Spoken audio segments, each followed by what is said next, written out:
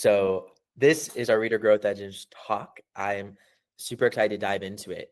And the first big thing before we even cover like what a Reader Growth Engine is to cover actually what our job is when marketing our books. Because I think marketing can feel really intimidating because it actually feels like we have to do the marketing. We have to go out and do the selling of our books and get everyone to buy in. And it feels like this endless task. We have to always market. It never ends.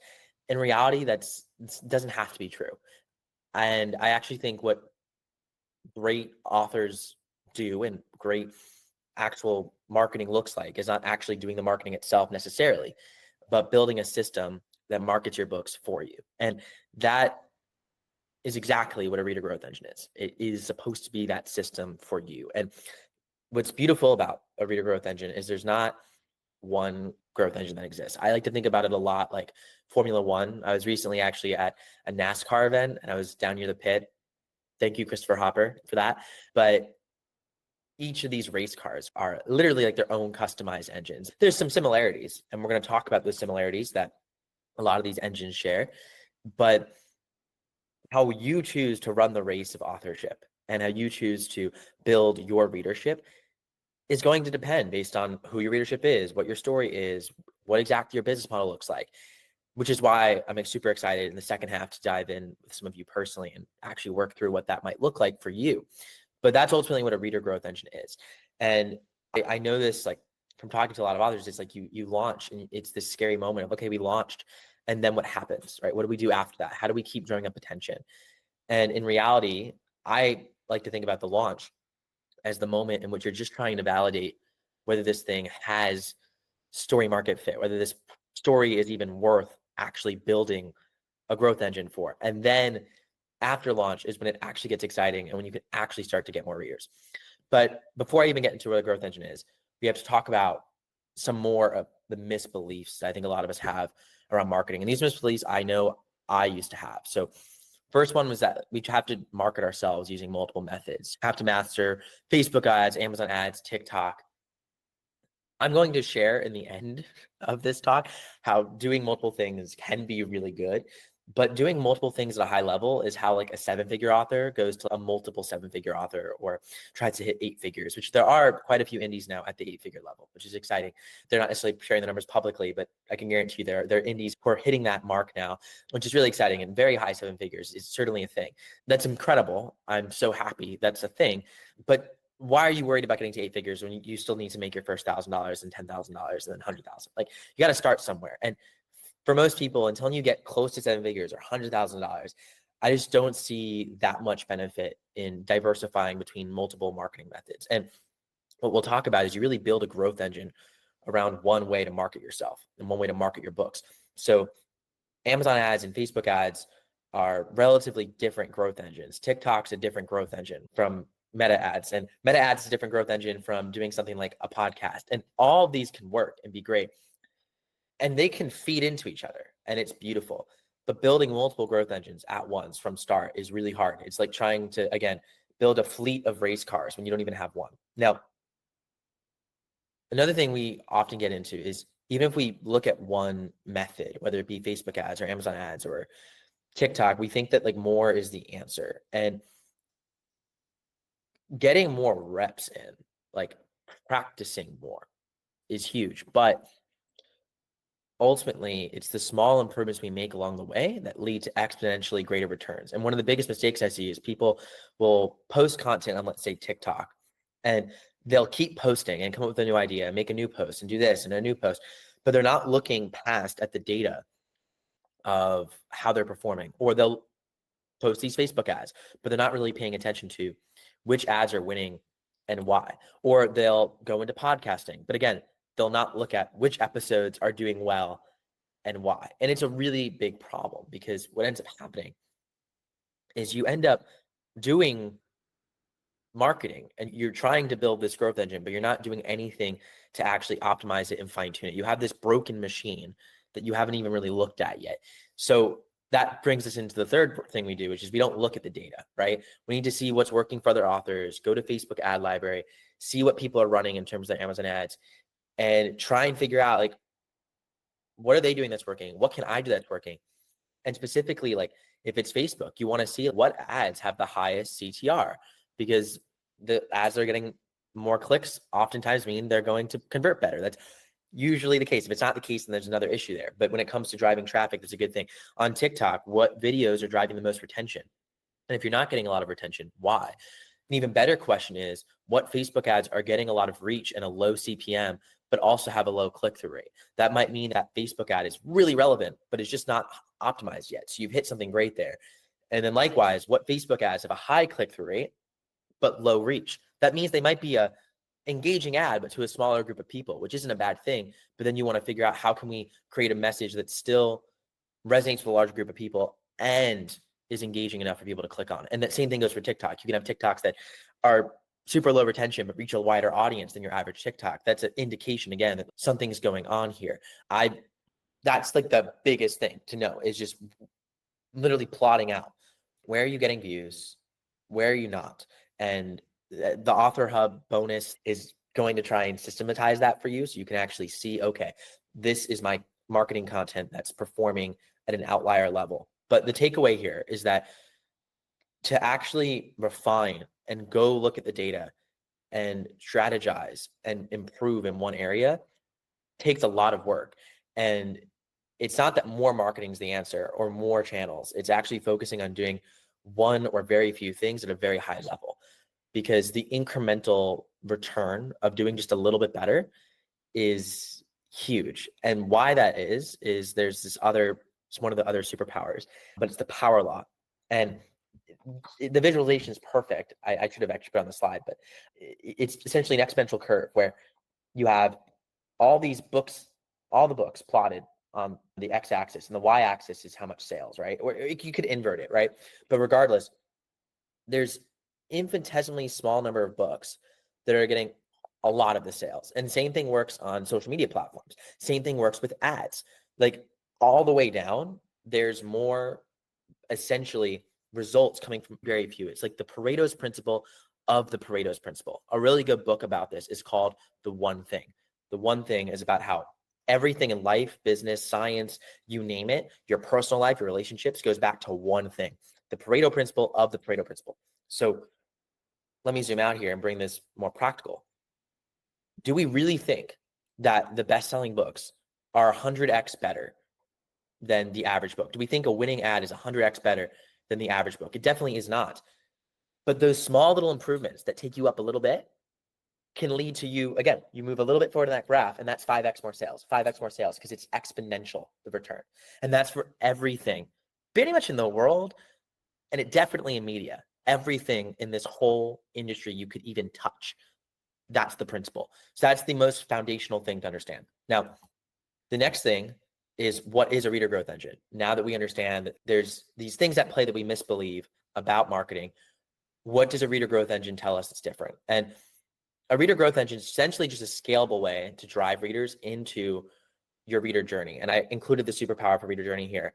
And the whole goal is to get more results with less proportional increase in effort. So I don't want you working 100 times harder to get 100 times more sales. I want you maybe working 2 times harder, or 3 times harder, or maybe even not harder at all, which sounds insane, but it's completely possible. I'll give like a very short personal example, which is over the last 10 days, my podcast for Beyond the Book has seen 100% plus uptake or increase in daily downloads, which I'm very happy with. I have not done anything different. I have not shared it anywhere else that I normally don't. I have not released more episodes than I normally do. I have done nothing different. That is literally just from, okay, wow, it is continuing to grow. And now my effort now when I release a podcast gets me 2 times more reach than I was before. And I'm not putting in any more effort. Theoretically, you give it a year, 2 years, 3 years, 4 years, I might be getting 10 or 20 times what I am today. So part of a reader growth engine is the compounding effect in what you're doing. And so often we spread ourselves thin and take away our compounding impact. Because if you're trying to do a podcast, TikTok, Facebook ads, Amazon ads, all of that sounds great until you realize that where is your compounding benefit in all these different areas? Like you can get them to work together, which we'll talk about. But when you're first getting started, it's a lot to deal with. And oftentimes it's not the best strategy. Now, with a reader growth engine, we have to back up before we talk about even more deeply, which is how do we know when we're ready for it? And this is the biggest thing. It's the thing that I made probably one of the biggest mistakes in my publishing career on. And it's the thing that I don't want to happen to you. I'm writing about it tomorrow for the third day of the boot camp for Author Marketing Superpowers boot camp. But the TLDR is this.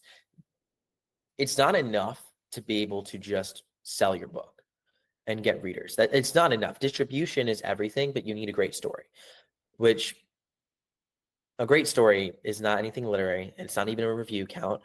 That's not how I define it, because if it was those things, it would be very hard to understand when we reach it. It really is just having a retention or a read-through rate that's high enough for it to be profitable, where readers are going on and buying future books in a series. And what I did with my World Gone Mad series is had decent reviews. I was able to get a lot of sales on it through Facebook ads. And I just figured this is going to be amazing. This is going to be a huge series. So I went ahead and I wrote book 2 and wrote book 3. And my read-through rate was about 30 to 35% from KU page read rates. And I think sales was like 25%. That's quite low. That's a very low read-through rate. It's to the point that it's very hard to make any money. And if I had a higher read-through rate, I would have been making double to triple the money on my series, right? Because I would have double to triple the readers reading through. I didn't have that. And there was an author I was talking with maybe 2 weeks ago, and she was talking to me about her marketing problem and how she wanted to figure out how to scale. And I was totally with her. I'm like, let's figure it out. But before this, can you show me your KDP dashboard? And she's sure. I'm like, yeah, I want you to log in and show me everything. Show me all your sales. I want to see the history of it. So I'm just looking at it and studying it, trying to figure out what's happened here.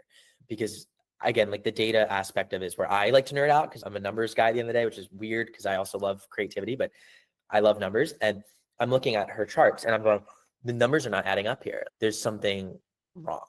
And we basically did some back of the NAF calculations, because again, KDP is tough because they don't actually give you a set number on what your read-through rate is. They don't tell you where you drop off. That's why I've been working on things like Reader Meter. But regardless, I'm in that dashboard sitting in there. And also like free downloads to, or 99 cents downloads are going to have a different read-through rate than you would see from a full price book. So it's a lot of alchemy that goes into these calculations, right? It's hard to just pinpoint a specific number because we all have different marketing strategies and business strategies and all these things. But it was very clear to me that she was not getting a read-through rate high enough that would be able to make much profit, no matter how well we got readers into the first book. So I was like, this is your problem. You can't market this series effectively right now. So we now have to go back to the drawing board and figure out, is it a different audience that you need to reach? Is it the book itself where readers are dropping off? And that's where I encourage you to start first, is understand, is this product actually working? And I'll use an example because Maggie's here and I talk to Maggie a ton. She's one of my best friends. And Maggie is doing her Trope Tales book and then Kickstarter for the Trope Tale mix. And something we've talked a lot about, especially as she takes this leap into like full-time being in the industry and creative entrepreneurship, is what are you going to do after the Kickstarter, that initial launch? And today, ironically, I'm going to maybe share with her what that could look like. But until recently, I haven't even wanted her to think about that. And I still don't really want her thinking about that, because it doesn't really matter how you can get more sales or product if you don't know if the product's going to be good enough yet, if you don't know if people actually like it. So testing it out and actually seeing, wow, people like it and want to buy more of it. In her case, her retention would be consumers coming back and buying more drink mixes, right? That would be the signal. That's the signal we want. Then we know that's an amazing product and so exciting. So it's not even the initial Kickstarter launch and the money coming in that matters. It's seeing that they actually like it and want to buy more from you.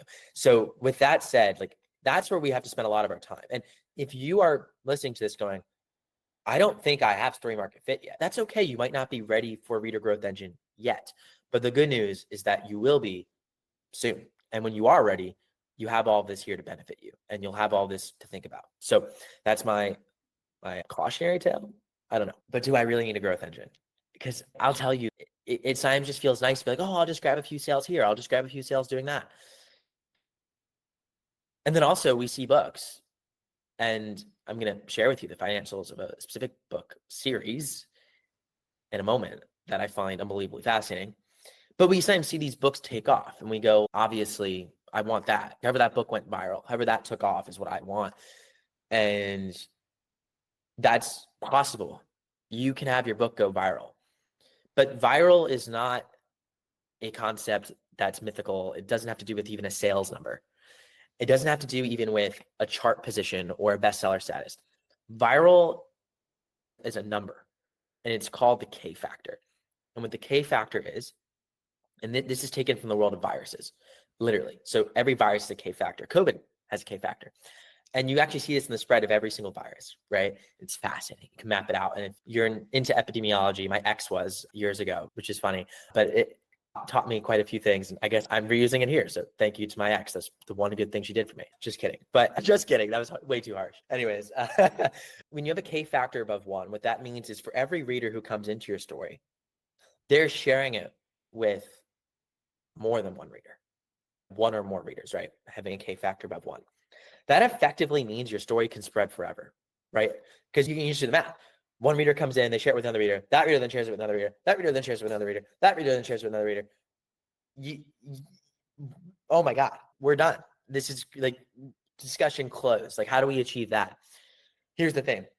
You can achieve that, but it's always going to be for a fleeting moment. Even the most viral of all viruses, including COVID, eventually reach a point where they spread through a specific population and that K factor goes down below 1. Like it goes somewhere between 0 and 1. Where, of course, for every person who gets a virus or who reads a book, there is still some word of mouth taking place, but it's likely below 1, which that means if you map that out over a period of time, which isn't a long period of time, all of a sudden, one reader that comes in is going to turn into none that come in. There's going to be no one new to spread it to over a period of time if your K factor is below 1. And again, there's specific cultural moments. There's specific things that can happen that can cause your K factor to go up. There's what we'll call super spreader readers, super ambassadors, which I talked about in our last chat, that you're able to maybe mobilize to increase your K factor. There's fun things you can do here, but there's no series ever that has sustained a K factor above 1. And when I say that, that's so literally to the point that the Bible has not done that. Like nothing's done that ever. There's a point in which continued growth requires investment in marketing, which if you don't think these institutions of story, I'll put it that way, don't market themselves, they clearly do.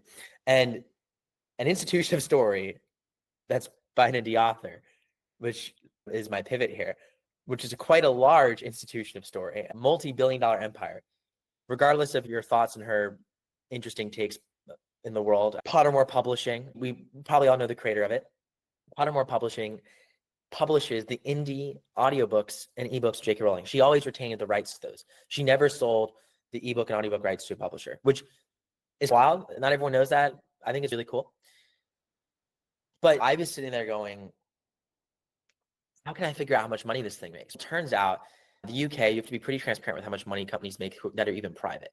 And always, every year, like their finances end up getting reported on, and you can go look at them. And you can see the profit and the revenue that Pottermore Publishing makes. So effectively, you can see the finances, not broken out by expense item, but you can at least see the top level finances of one of the largest indie authors in the world, which is, it's weird to think of J.K. Rowling as an indie author, but she's a hybrid author, but certainly like she has independently published IP, right? So we can learn a lot from this. And when we think about virality, I mean, who tops Harry Potter? Very few pieces of media ever. At that viral peak, I imagine that K factor was above 1. But that viral peak was, at this point, 20-ish years ago, right? It lasted for a while, but 20-ish years ago. It always dips back down.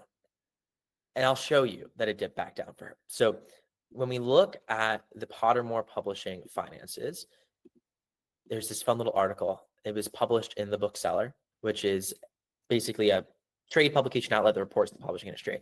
And I just want you to look at 2 numbers here, because really only 2 numbers that are important. One is the revenue. That's wild. That's nearly 50 million pounds. That's namely from the audiobook and ebook, of the Harry Potter series and the other Harry Potter connected IP under Pottermore Publishing. That is absurd. That is absurd. I again, I'm never ceased to be amazed by that number. But think about it, an ebook and audiobook doesn't cost anything relatively to print. This revenue, I imagine, is net after retailer fees. I don't know that for a fact, but I imagine so, because that it's not like Amazon pays you $1, then takes 30 cents. They pay you 70 cents for every dollar you make in the platform. So again, that doesn't feel like that can be recognized as revenue. This is basically feels like when we think about gross profit and net profit, the gross profit of Pottermore Publishing, I bet, is like extremely close to 100%. That might be a little bit of exaggeration, but it's got to be over 90. What are the expenses involved in fulfilling these ebooks and audiobooks? Not that much, right? But the net profit's what's interesting. What are they actually taking home? And the pre-tax profits were a 21% margin. 21%, meaning right around 11.4 million pounds. Look, I don't feel bad for Pottermore Publishing and the author behind it. Plenty of money there. But that's not that high. That's surprising to me. Why only 21%? If they're selling ebooks and audiobooks, and we know that the ebooks and audiobooks lead to basically near profit. These things are already written. You can't have that huge of a product development team here. What operations team needs to be had, or even support team for that matter, when it's just ebooks and audiobooks? I'm not saying there isn't those expenses in there. They're certainly in there. But the only thing that really I can come to here is that there's a multi-8-figure budget each year being spent on ads and marketing to advertise the ebooks and audiobooks of Harry Potter. That's immense. That's immense. And they're spending this every single year without fail. You can go back 5 years, 6 years, 10 years and see these numbers. It's grown over time. It used to be at the 30 million pound a year mark just about 5 or 6 years ago. So it's actually grown, which is tremendous. That's insane growth. Think about that. But they're obviously marketing their books. So all this to say that you need a way to be sustainable over like a decade, 20-year timeline to market yourself that might not require money. It doesn't have to necessarily, but has to require some investment of resource, time, money, etc., to keep your books out there. Because if your K factor is below 1, which it will be at some point, your sales will eventually go to nothing unless you have new leads coming in. So that feels like an extremely daunting task. And the whole point of a reader growth engine is to say, hey, wait, we can get these new leads, we can get new readers into our business without having to work super hard. Like, we don't have to be stressing about this month after month. Not saying it's easy, but once it's built, maybe it just needs some fine tuning as it goes around the laps on the racetrack of getting your readers. Maybe it needs some repairs here and there. It can break down, but ideally it keeps running and can actually keep going faster and faster. So now we have to look at what the 3 reader growth engines are. And I'm going to share with you some very recent examples in the media of big publishers, big stories happening where there's major investments going on into building out their own reader growth engines. Because, shocker, so many publishers don't have their own reader growth engines, which is alarming. And it actually is part of the reason why trad publishing kind of sucks at marketing, but they want to change that because they kind of have to, because there's so much competition. If you could just go indie, right? So it's becoming an interesting time where we're seeing market pressure leading towards a lot of players having to innovate in how they market books. So let's talk about these 3 reader growth engines. First is paid advertising. And I could give you like a full masterclass in paid ads. Instead, I have a feeling this is something that I'll be covering as we break down some of your own reader growth engines, which I think I'm going to start with you, Maggie, because I think we'll hit paid ads in our conversation. You can pay for ads, newsletters, meta ads, Reddit ads, Pinterest ads, creator sponsorships. The biggest opportunities I see in paid ads ultimately come down to winning ads. The power of a winning ad. I've talked about this before, but it's so immense. And seeing just the dashboard of people spending millions a year in ads, you think it's like remarkably complex, but it's really not. They just end up having a few killer winning ads that they're able to spend hundreds and hundreds of thousands of dollars on. And these are authors, right? One ad can make them that much money in terms of ad spend, millions of dollars in profit. So it's really about finding that, because the rest of their ads might lose them money. All of the rest of their ads. So talk about going back to the small incremental improvements leading to exponential returns. Pareto's principle of the Pareto principle, right? The power law in action in our advertising. When it comes to these platforms too, focusing in on one for that reason is really important, because there's certain creative, certain copy that will perform better, certain durations on specific ad platforms. And you can copy and paste, and they might work on other ad platforms too. But it's really important to hone in one place first. Same thing with creator sponsorship. There's specific integrations that brands run that'll work across 20 or 30 channels, right? And they can spend tens of millions of dollars on that. Likewise, another thing that brands do with creators, which I personally love this model, and it's something that authors can think about doing, is having a creator make UGC for them for free, essentially, but you agree to pay them a percentage of the ad spend that you put behind that media if it converts. So there's this TikToker, I won't mention his name because he probably wouldn't want me saying it, but he has a lot of followers, but he doesn't charge brands anything to advertise. And instead he says, you will give me 20% of the ad spend that you use on my video. And if you don't spend money behind paid ads in my video, that's fine. That's chill. But I know you're going to really like it. And you're going to want to. And he's made tens of millions of dollars from single videos doing that. So all this to say that one video, brands and authors are able to spend hundreds of thousands of dollars, sometimes millions of dollars on. So in paid ads, it's thinking about winners. Now, content creation is a completely different game. Yes, in content creation, you will have winners that make you lots and lots of money. But here's the issue with content creation compared to paid ads. With paid ads, you can say, hey, Mark Zuckerberg, hey, Reddit CEO, I actually don't know their name. What? I should have looked it up. Hey, Pinterest guy or girl, it's guy. I know it's a guy. I forgot his name. It's so sad. All the tech things. There's just a bunch of people who look like me, but it's not a good thing. It's not a good thing. But regardless, they pay them to get continued reach. They say, hey, I'm going to pay you and you're going to take that asset and keep getting it reach. Okay, great. Awesome. That's the rule that we have the platforms. Except there's a sort of loophole in that, which is that if you either own your own piece of media, newsletter, podcast, or because an RSS feed's a direct relationship with an audience, right? They get that notification directly. RSS feed's what's called a protocol network. Protocol networks are not owned by anyone. No one owns an RSS feed. No company does. And that's a good thing for you, just like email is a protocol network. If it's a corporate network, aka a TikTok, aka Facebook's pretty bad at this, but TikTok, Instagram, and YouTube tend to be pretty good at giving you organic reach in the algorithm. But their deal is this, and it's fascinating because there's two sides to this incentive. They heavily prioritize new content. For short form content, TikTok and Instagram are almost entirely focused on new, fresh content. YouTube, for SEO purposes, actually does have decent backlist discovery where content can get you continued reach over time, but it works. Sometimes it's hard, but it can work really well. But even YouTube has an incentive to prioritize new content. You might be like, why do all these platforms want this? Yes, it has to do with ads entirely, but it's not wanting you to pay for ads necessarily. Brands, because they're used to paying for ads in television, and that's a multi-$100 billion industry that's collapsing, but that money's moving towards online and digital. They're used to paying for media when it's new and fresh. They want to pay a premium to get on the new episode of Game of Thrones, not the rerun, right? So these ad platforms can charge more CPM for new and fresh content. Therefore, they literally give it a boost in the algorithm. It's not a conspiracy. I know this from talking to the people who run the platforms. So what you need to know with that is that if you're building your own media brand, you need to create something that can consistently bring in new viewers with new and fresh content. So as opposed to paid advertising, where you create a winner, you might create 100 terrible pieces of content that no one wants, but no one's going to see it because you're not putting money behind it. And all the money is going to go behind the winner because you'll see the winner, the conversions are going to be there, and you'll put all the money into it.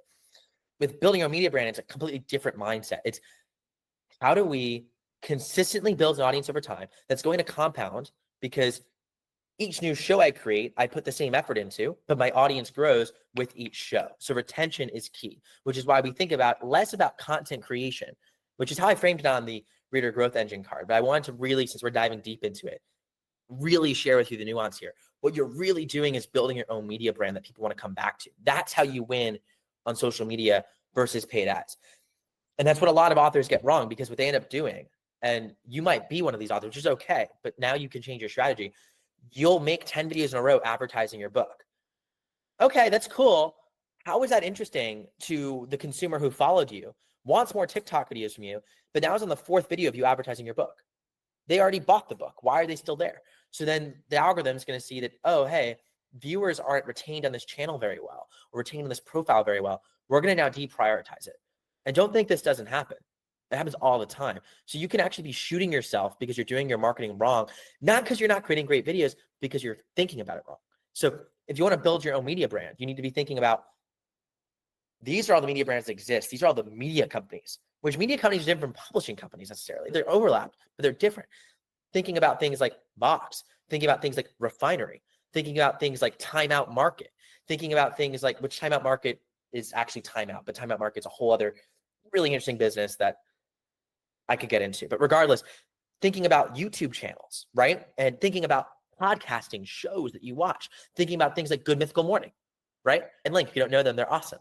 Thinking about like the good old days of Smosh, which that show got acquired and then corporate kind of axed the main characters, and you still got Anthony Padilla out there with his own YouTube channel, but Smosh still exists, right? Thinking about these formats, right, that last. That's what you want to create, a format that can interest your audience. So that was an incredibly wrong land. But the takeaways are building like a book review site where you're advertising potentially other people's books, and it could even be a TikTok or YouTube channel, whatever. And you might be going, why would I ever do this? Simon & Schuster is literally looking to do this. They're literally now moving into building out their own book review sites, building out their own podcasting network where they feature authors, not just from themselves, but other publishers, because they want to create the center of conversation that people come back into so that they can insert, when it's time, their own books into it, their own published books.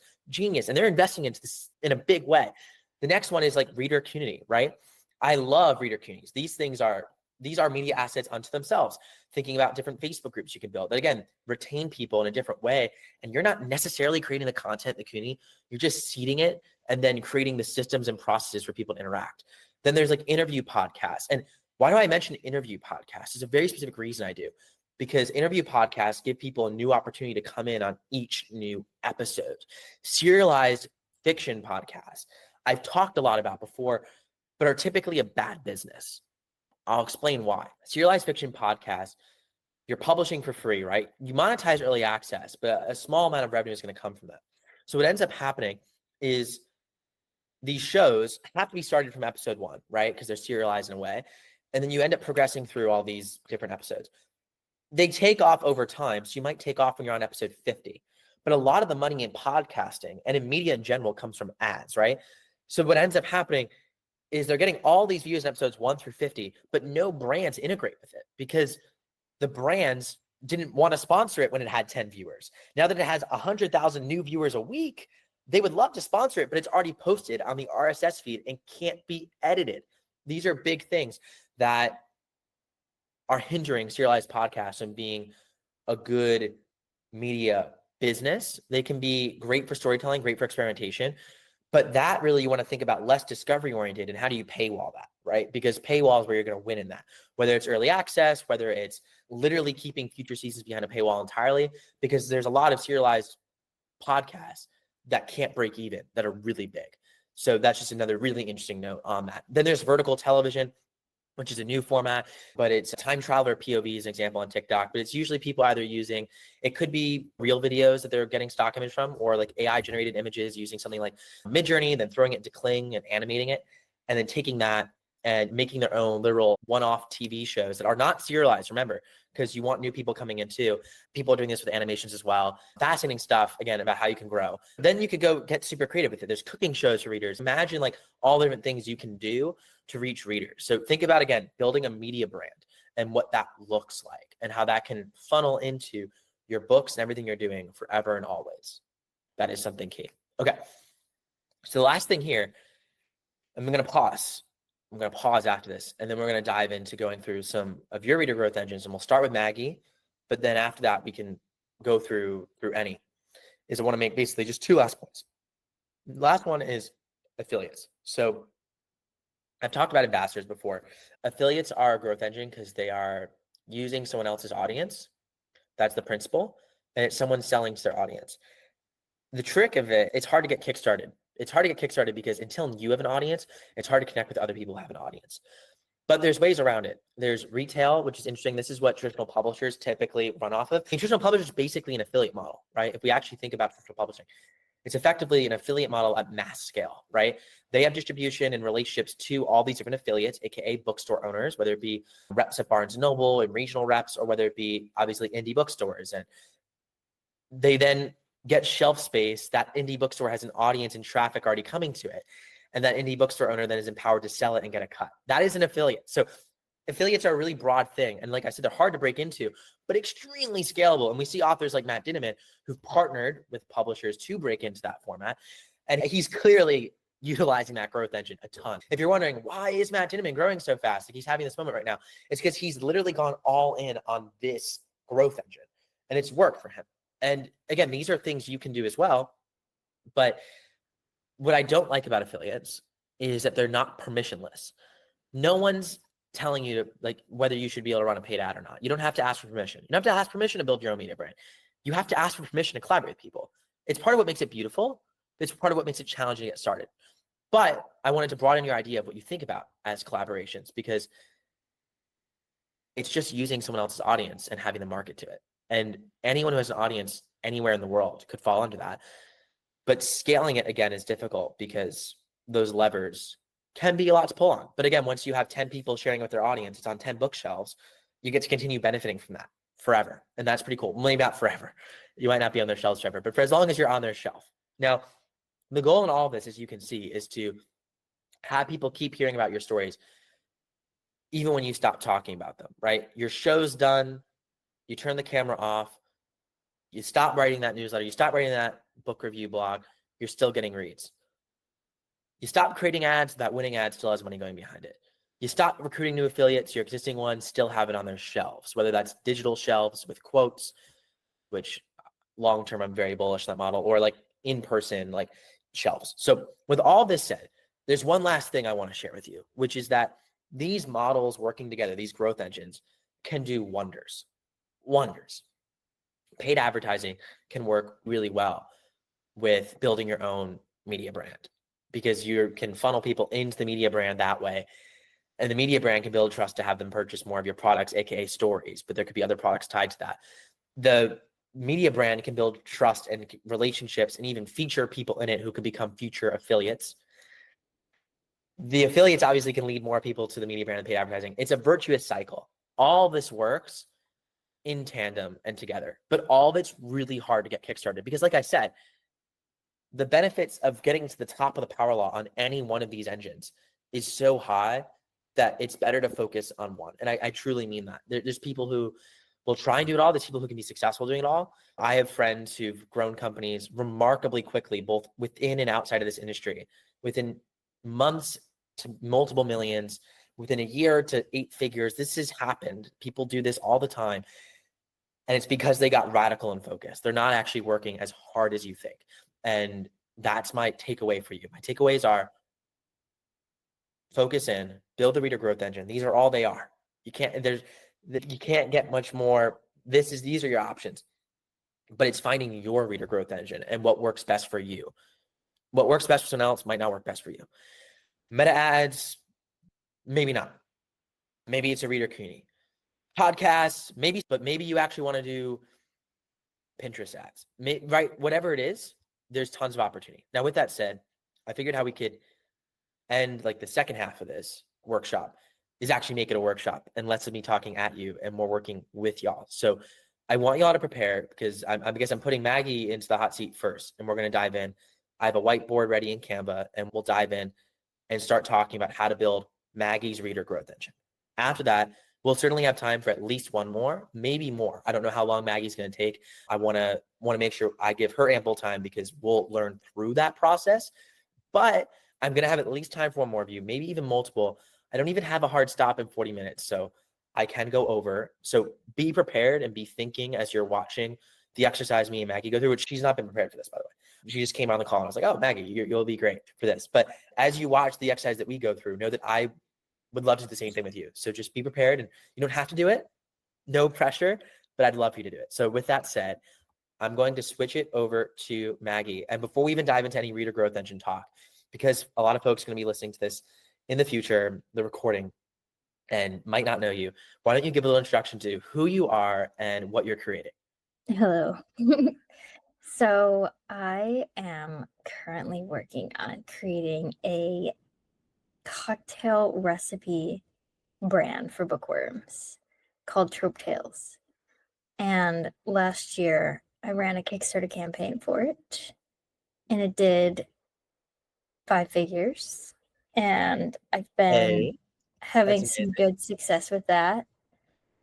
And I am actually working on developing a instant cocktail powder mix line for the brand. So that's what I'm currently working on. And I will be running a Kickstarter for that at the end of summer / early fall. And I know it sells well, the book. So I know the powders will do well, hopefully. And I guess where I'm like not struggling, it's like, how do I go from like point A to point B? Because I already did the Kickstarter. I know there's a demand for it and it did really well. And I still get like random sales on my website. Like I got one this morning from a random person, and I'm not even running ads or doing anything. So I'm like, I know there's like demand for it. I'm just trying to figure out how to scale it. Love it. So basically, yeah, cocktails for bookworms. Yeah, I mean, you're seeing the random sales are because of word of mouth and that K factor, right? And like you can literally model it out. If you were to look up like the model of grass, the spread of viruses, that word of mouth that you're experiencing and that little trickle you'll get, and it doesn't fully die, but it's still there. It's probably what you're experiencing that, which is great. It's an awesome sign. The fact that you had a great Kickstarter means that there's demand for the product. People clearly like it. You're seeing word of mouth. Amazing signs. But I know that you've had the question like, what's next? So thinking through this reader growth engine talk, I know that for the drink mixes, you might not be ready right now to turn on the reader growth engine for that yet, because you are in the medium stages, like you're deep in the middle now of that product development. But once it's ready, which won't be too far from now, you'll be ready to turn on a reader growth engine. And a lot of folks listening might be in the same shoes as you, where in a couple months, they're going to be ready for this type of thing. So when you hear it, what do you start to think of in terms of where would you begin building a reader growth engine? What would you start to think about? Ads, Ads. Okay. Why? probably, because that feels a lot easier than creating a bunch of content on TikTok. That's actually a great point. What feels easier is a great place to start, because you have, like we talked about, it takes so much investment. It doesn't necessarily mean money, but certainly time or energy, emotional energy Yeah. into a specific area. So if ads feel like an easier place to start for you, you can always change your reader growth engine, Yeah. meaning this didn't work, I want to go somewhere else. So where would you begin with ads? What does that even look like? Yeah. I mean, I've run a couple in the past and I've gotten sales from them. I turned it off because I was running them during dry January. So I was like, this doesn't make any sense. Why am I running ads right now? And For I your was thinking, specific product, that does make sense to maybe dial it back during that period. Yeah. yeah. So I was like, okay, I'm going to run them again in the summer because it feels like more of a time where people would be buying and consuming cocktails. But yeah, I mean, I just created some graphics that I thought were good and I ran them. And I saw that some did better than others, but I didn't really run enough to really get good data on it. But I've done some TikToks and some of them have done well. So my next step would probably be to run ads with the videos that did well. Yeah, no, you could definitely run ads to the videos that do well. To them or like from them? No, like you would use the same video content and then upload it to Meta, Yeah, probably. yeah, Yeah, you would just use the same content, yeah. because it's ultimately about the psychology of it. It's okay, something clicked here. Are the people on TikTok remarkably different than the people on Meta? Possible, but I Yeah. would be willing to bet that probably isn't true. So it's a good place to start when testing ads. Now, okay, we could talk a lot about, because what I love about this product is like I can see a lot of different ways to market it. Like I can see you could build any one of these reader growth engines. But if we focus on ads, first of all, if you want, you're welcome to share your ads dashboard and I can take a look at it. We can all see it. You don't have Yeah. to, but I would be curious to see what you actually spent and where that went and what ads did best. But I'll pull it up. yeah, no, that would be great. And then the big thing is like when you're running ads, you're limited by your growth is limited by your cash because you're spending money and then you might not be making it back immediately. So my first thing to think through with you would be, how can you profit immediately on your ads so that you aren't going in the hole, but actually making a profit so that you're not even spending real money out of pocket. You're making that money back. There's an immediate ROI. So that would be, I think, the thing to try and nail with that for you. That would make this a growth engine that can really grow. Marketing isn't easy, but 90% of it is just trying. Like, that's the big thing. It's not that there's a perfect strategy. There is not. It's just seeing. Okay. So this was the last 30 days. That probably won't have anything because I don't think you're running ads right now, right? Yeah, but this is from that ad set that I ran. But you were running ads in the last 30 days? I ran it. When did I run this? Is there a way to see what day I ran You can it? change the date. So you can go up there and then you can change it to this year. I think I ran it at the end of February. This one At the end of specifically. February. Okay. What I can do? How do I do this year? Where's this year? You can up there, you'll be able to change the dates. Like you can scroll back a month and just, yeah, enter whatever you'd like. Oh, you only are doing January 1st now? Oh my God, I don't know how to do this. It's all good. This is a good little tutorial for everyone. So this is the Meta Ads dashboard. If no one's used it before, you can go from here and advertise to Facebook, Instagram, and then like some other properties like Messenger and WhatsApp. But typically, I guess you can let the AI kind of optimize for the ad placements you want, but most are going to be in the feed. Occasionally, there'll be a few story ones. That's where most of the impressions are going to be, where most of the ad spend is going to be, where most of the profit will be. Meta works where you have three things. You have the campaign. Then you have the campaign basically is what you set like a budget at. You can optimize the budget based on each ad set or have Meta do it for you. Then you have ad sets. Each ad set's basically your targeting or how you're niching it down. So you could be doing retargeting, ad sets, retargeting audience you've run ads to before who visit your website. You can have ad sets for specific countries. You can have ad sets for specific demographics or specific like interests. Typically, having Meta choose the targeting and interest tends to be good. But if you want to feed it some indication of who your audience is, oh, they like romance books as a starting point, that can be helpful. But I would almost always let Meta also get people outside of that audience, which is an option. You can select for that because Meta's AI is very good now. And then the last thing is obviously your creative, which creative can be in, you can have the same creative be in multiple ad sets. You would just have to copy it into each one. And you can actually copy engagement over too if you use the same ad ID. This is getting like really inside baseball for a quick tutorial, but regardless, you have all the different copy that you can do, images, headline. Images can also end up being videos, and that's meta ads. You basically want to take the limited targeting, you give it a budget, and most of your time is going to be spent creating like hopefully incredible copy, headlines, and images that get people to go to whatever link you're sending them to, which is probably a place to either buy your book or sign up to your mailing list. I love when they get to sign up to your mailing list and then after get an upsell that allows you to grow your audience at a fast rate so you can sell them things later, but then also allows you to make back the money you're spending acquiring those emails off the upsell, which is infinite reader loop, which is something I cover in New Powers. But anyways, with all that said, I think we now can see your ads, which is great. So Yeah. it doesn't look like I guess cost per click looks great. 13 post saves, 198 link clicks. Are you able to see, you were using Shopify, right? Yeah. Are you able to see anywhere on here? You might have to scroll to the left or add it. Were you running a traffic campaign or were you running a Yeah. conversion traffic campaign? Okay, got it. Cool. Immediately I'm thinking like, so where were you sending them? To my website. And that was just the product page to buy your Trope Tales book. Yes. And the price point was? I think it's 35. Okay, 35. And it costs what? What's the cost of goods sold there? Like $5? Cost of goods sold is like how much it costs to produce the product that's being paid for. It's about 5 or 6. 6. Okay, so roughly then you're maybe taking home, let's call it, throw in some margin there, 27, although you're probably making more than that. So that's your gross. Probably, again, it's probably a little bit higher. And you're getting 40 cents link clicks.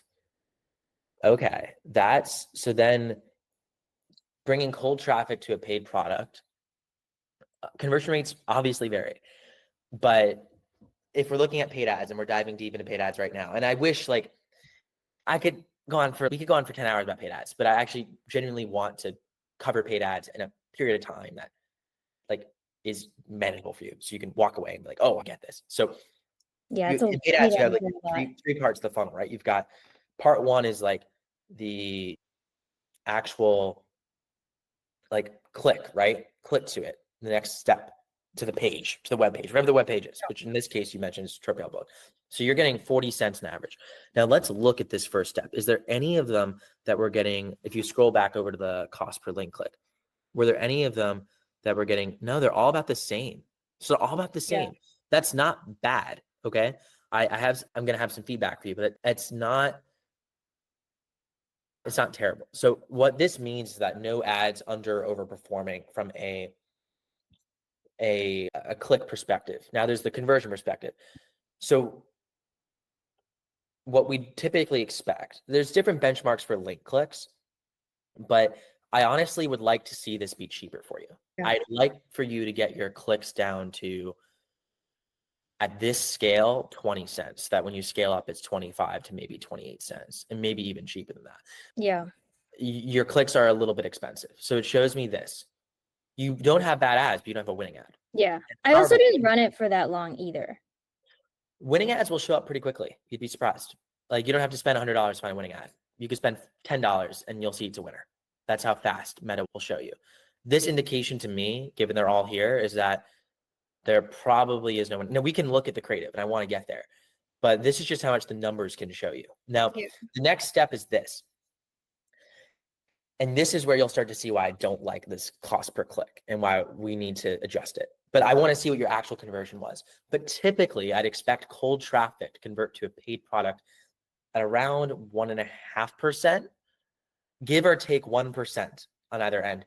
Obviously, 0.5% is very hard to make money on. 2.5% is great. You could be getting 2.5% is lower priced, maybe, but you're going to probably be under 3% of cold traffic converting, right? Like almost, if you're above 3%, that's amazing, like incredible. And I'm so happy for you. That's difficult to do. So let's just benchmark it at 1 out of every 50 clicks. If we do 50 times 0.4, we're at $20. So you're spending $20 to make $27, which means you make roughly $7 or $10 in profit. That's what I'd be roughly expecting seeing this. That's not an amazing return. Not bad. It's really good if you have more books to sell them. But in your Trope Tale series, you don't. Now, here's the trick. You have drink mixes to sell them, which technically could make this remarkably profitable. There's a good conversion to that. Remarkably profitable, which is why your offer and what you're charging matters so much. Oftentimes, the people who win in advertising are the people who can afford to spend the most. It's not who's the best at ads, it's who can afford to spend the most, which sounds depressing, but it's also a game about spending money. So that's why when you talked about doing the drink mix, I was like, this is genius, it's going to work really well. And I was very happy to see you do that. But the other flip side of it is, damn, if we can make our ads work even better and have a higher average order value, AKA more money that we're making per customer, well, that would be incredible. So what I want to ask you before we talk about that and this whole reader growth engine is, what from these 198 clicks, how many purchases did you get? None. None. None. None. Okay, that's okay. You're good. So first of all, this is a really great indication of, it's a good thing where you spent, let me think, you spent about $80 on these ads? Yeah, it was like, around 100. It was a $10 a day ad spend for 7 days. Oh yeah, so $80. Yeah, not 100. So $80, depending on who you are, could be the difference between you making your electricity bill, or it might not make much of a difference in your finances. If it's the difference between you making your electricity bill or not, aka $80 is money that you can't afford to lose, then you should not be spending money on paid ads like that to get going. You should save up for it, or be even more conservative than Maggie. Spend $5 a day. Only spend $10, whatever you need to do. Obviously, statistical significance comes at 334 typically, although 1,000 clicks is probably better. but statistical significance starts around 334. That's what I remember from my stats class. I could be wrong, but it's somewhere in the 300 range, like where you can start to have that. You didn't quite hit the point of statistical significance, which what that means is you do need to get enough data to know what your conversion rate is, right? Yeah. So it's tough to say, but given that you have none and you don't have statistical significance yet, but you have more than like 20 clicks, Yeah. that is a little bit of a cause for concern for me. My first thing would be, one, did you take the people who backed your Kickstarter and input it in Facebook to try and create a lookalike audience from it? What is that? No. So a lookalike audience is when Facebook, basically you feed Facebook emails. You could say, hey, here's a list of 100 emails. More is better. 1,000 emails, 10,000 emails. I want you to go find people similar to these emails. And Facebook typically, this is almost dystopian, has 50 to 60% of like emails you'll give it in their system already. So they know who those people are, and then they map who those people are onto building out your own lookalike audience of that, right? Building lookalike audience is interesting because you could build a lookalike audience to your mailing list. Maybe not all of them have bought, so it might be like lower intent group. They might draw an interesting lookalike audience compared to people who have bought, such as your Kickstarter backers or plus Shopify conversions. You also might be able to do that for people who buy specific products at scale, right? Anyways, that's effectively what a lookalike audience is. One, that's an interesting thing to try because when you're trying to not spend a ton of money on Meta, to test it in the beginning, giving it as much direction as possible while still letting the AI do its thing can help it be more efficient. Because this sounds weird, but like $100 is nothing to most brands advertising on Meta. So for them, I spent $100 on Meta, and then the ads went through the learning phase, and now they're out of the learning phase. Okay, but for you, like anything you can do to get out of the learning phase faster is probably a good thing. So how do you import the audience? So if you go to the three lines, all tools, I believe. Yeah, audience right there. There you go. So click audiences. And then in there, you can create a custom audience. And then when you import you'll create the lookalike audience from your custom audience. So you can click create a lookalike audience, but then it's going to ask you where you're creating that lookalike audience from and ask you to pick a custom audience. The custom audience is going to be, here are my mailing list subscribers, here are my Kickstarter buyers, etc. So you could say like where it came from, right? It came from customer list, offline activity, etc. Offline activity could be like buyers at a book signing. And then you could say what percentage you want it to be in terms of the population. Do you want it to be the 1% of the US population closest to that audience? Do you want it to be the 10% closest to that audience? It's pretty fast. It's incredible. Cool. Yeah, it's incredible. And again, like I said, once Facebook's trained up on you, you're good. And now my next question for you is, did you pixel up your store? What does that mean? So maybe I'm speaking a little bit, I should be more clear. So Meta Pixel, it's essentially a tracking pixel that you can input into Shopify. In fact, Shopify has a really good conversion with Facebook's CAPI, aka Conversions API, which basically allows Facebook to see everyone who buys your product on Shopify. Do you have that set up? I don't think so. Set it up. It takes maybe 20 minutes. Yeah. So if you go to apps, I would go to, and then you can enter in Pixel and then like from there, or marketing too, I think it might be in. It's funny when I'm put on the spot with all these dashboards. It's, oh my God, where is everything? Yeah, Facebook and Instagram. I would check out that app because there's the free plan there. Okay, yeah, take that, but I think it'll be in marketing actually, where you'll be able to install the Pixel. It's a very simple process. There's a bunch of different like YouTube tutorials on it. I'm trying to remember exactly where it is in Shopify. Oh yeah, there you go. Marketing apps down here. A few more marketing apps. Because here's the thing about what happened here that I'm really interested in. You chose to run a traffic ad. But what a traffic ad tells Facebook is, hey, Maggie, thank you. We're going to take your money and get as much people to click on your link as possible. What that doesn't tell Facebook is, hey, Maggie, we're going to take your money and get as much people to buy your product as possible. Once you hook up the pixel to your Shopify store and give Meta visibility into what actions are taking place in your store, and if someone's buying your product or adding to cart, etc., because it can see all these events. There's the Facebook Events Manager where once you set up the pixel, you map on what events happen on your website and what they mean for Meta. Then you can run what's called conversion ad. And Facebook conversion ads are all about like driving conversions. And those will be optimized to find you buyers. Yeah, I would think about doing that because you're using Shopify. Traffic ads are really good if you're using Amazon, because Amazon doesn't give you amazing conversion data to feed back to Facebook, or which sucks, by the way. That's not ideal. It would be better to use conversion ads in that case, but it's just fun.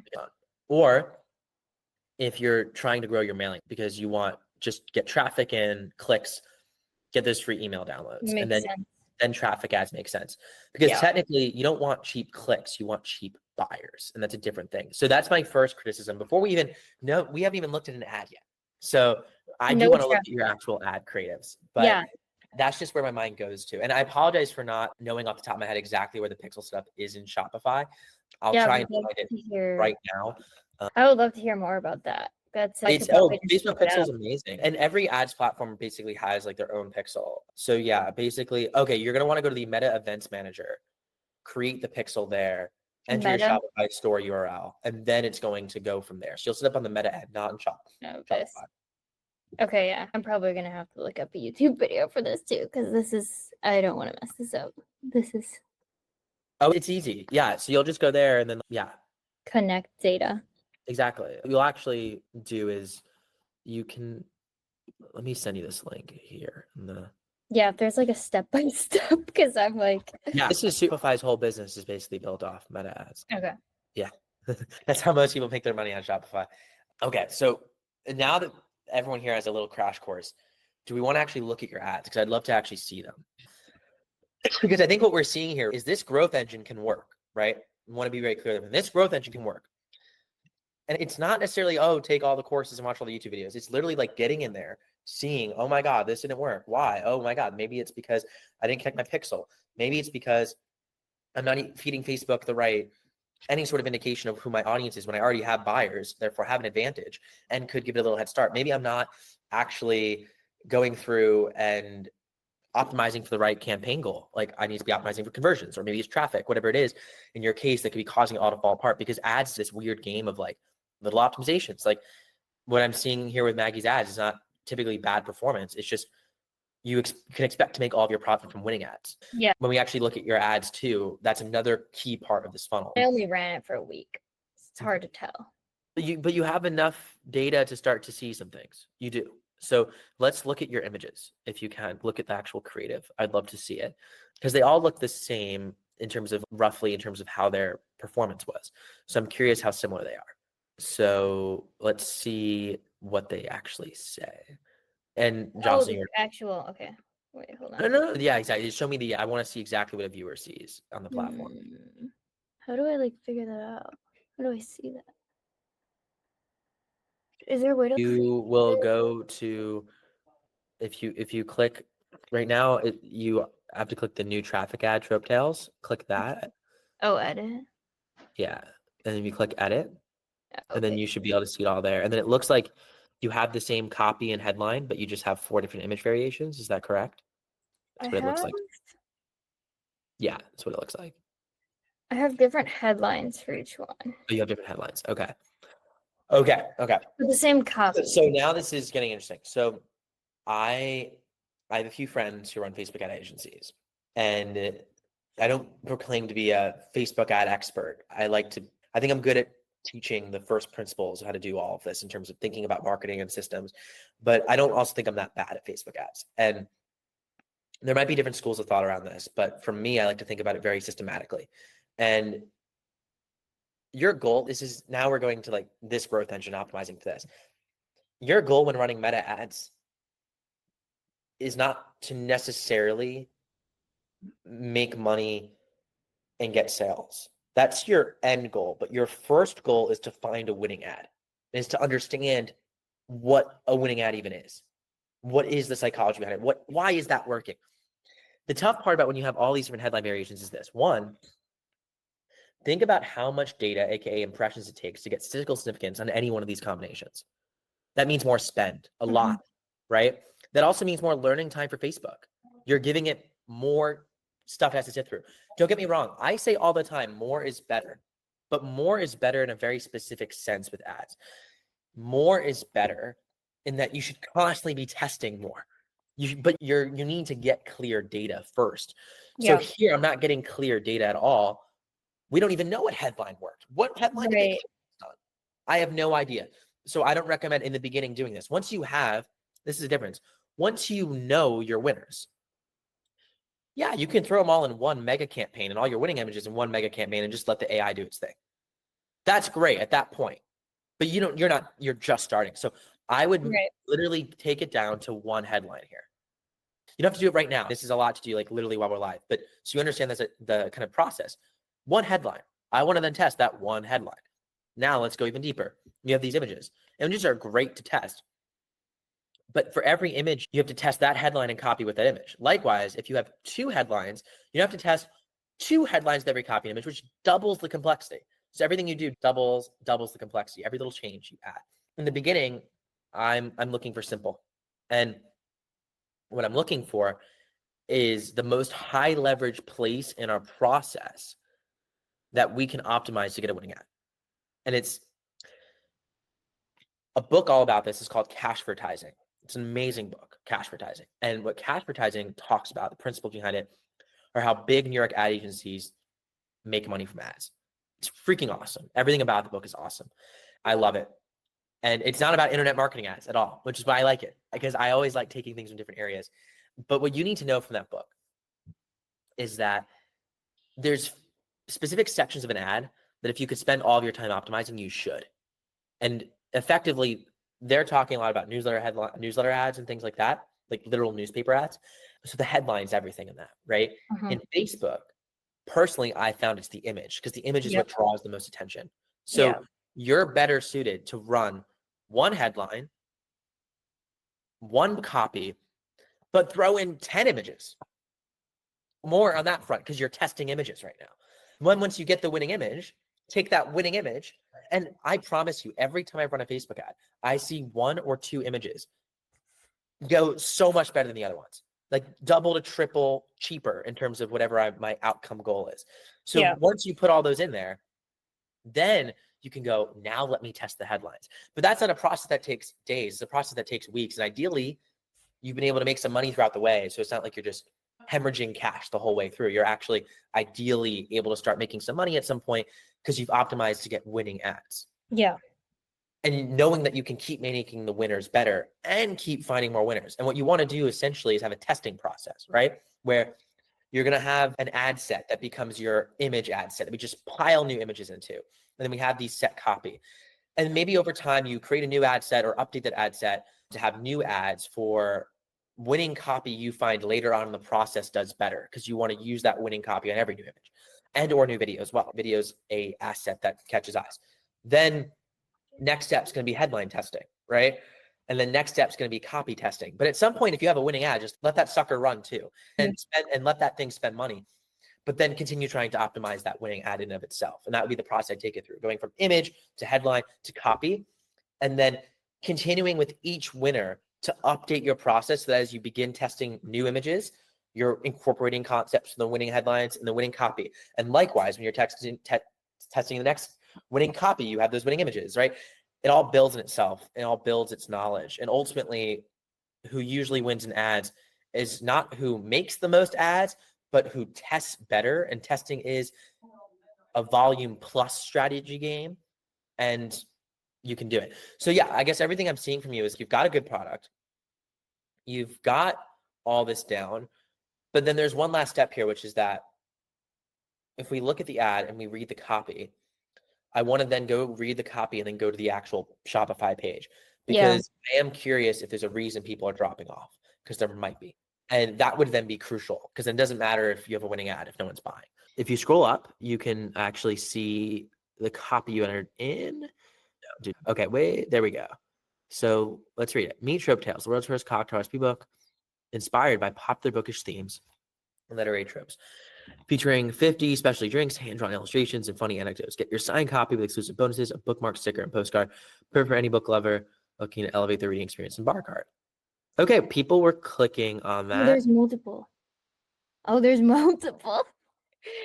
So this is getting there's really a lot noisy. of them. Oopsies. It's getting really well, but most of them have the same theme though. But yes, this is, you can see my whole point that it's going to be. No, that's the AI thing. The primary text is right here. Oh, okay.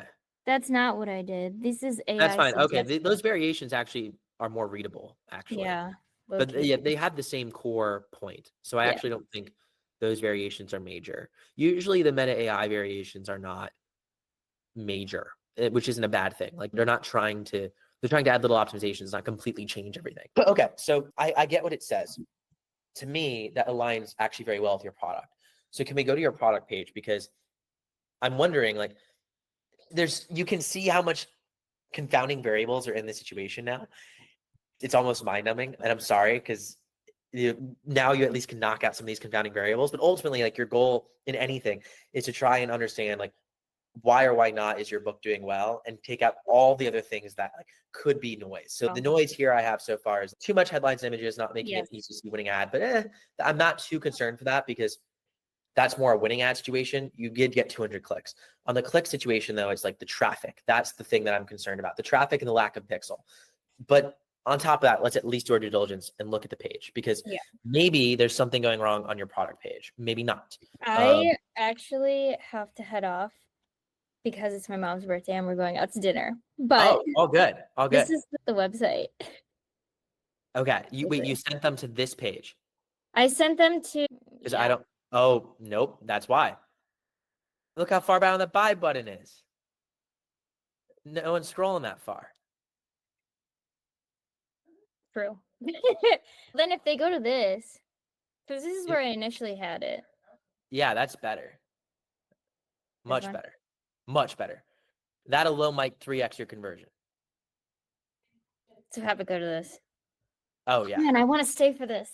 I have to go. Yeah, it's all right. It's all right. Your mom's way more important than this. Thank you, Maggie, for volunteering. Yes. That was a lot of fun. I'd love to do one more with someone else who ideally is not doing paid ads. Ideally, you want to do another growth engine and are at some sort of phase in it. I'm a big fan of simplifying things, but it's very easy to complicate things. So we want to make it as simple as possible. With all that said, between content, community, everything with building your own media brand, or collaborations and affiliates, does anyone have a growth engine they want to workshop? Where would I'm thinking like membership community? Let's do it. Let's do it. I have not started it. This is like your ground floor conversation. No, I love it. This is perfect. And by the way, I know we're over. I'm completely famous for doing this at this point. I'm not famous for doing it. I'm famous among few, but this happens all the time. So if you have to go, no worries. It's being recorded. But it's just too much of an exciting topic. There's too much here with reader growth engines to not dive into. And I think there's so much more to learn when we get to go hands-on. I'm not in a particular rush to get going, Jocelyn. I think probably I'll call it, definitely if we go longer than 40, I'll probably call it. But let's just dive into everything we have here, which sounds like you might be more at the ideation stage here, which is perfect because I think a lot of us are also at the ideation stage in whatever our growth engine is. So walk me through. You said paid membership. Let's back up before then, which everyone knows where I start, which is before we have a reader growth engine, we need to know who our readers are. So who are your readers? What do you create? I am creating urban fantasy for over 40, Gen X, predominantly women. Love it. Love it. Okay. I'm with you. Second book publishes Thursday.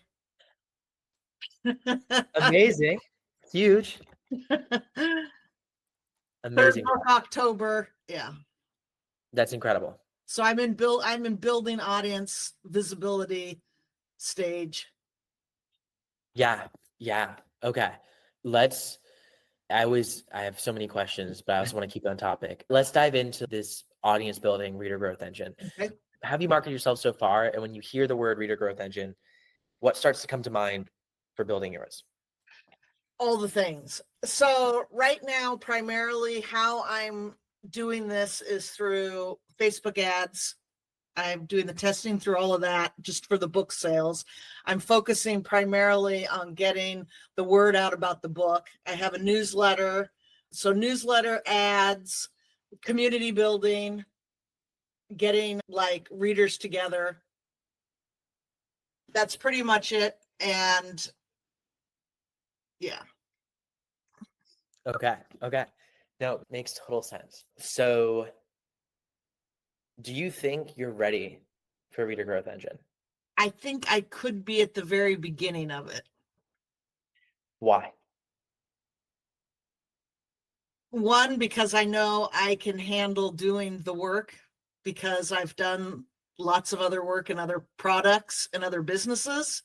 So I'm not worried about that. I know I have an audience. I have, as I'm finding the audience, I have a very loyal, engaged audience. It's small but mighty at the moment. And the word of mouth is happening in ways that are very strange and exciting. It's incredible. Now, do you have, all these are really good signs and like amazing. There's a sort of, I like to think about story market fit, because that's the predecessor to being able to create a reader growth engine. That's how I like to, you want to clear that bar first. Yeah.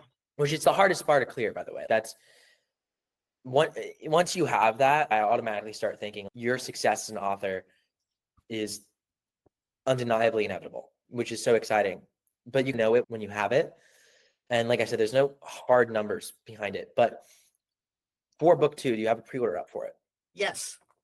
If you don't mind sharing, roughly, you could either share the total sales number of book 1 and now the pre-orders of book 2, or you could share roughly the percentage of people who bought book 1 who bought book 2. And if you don't know it, totally pull it up. I would love for you to see that. I don't know it yet. Let me see here. Let me pull it Let's up. check it out. Let's check it out.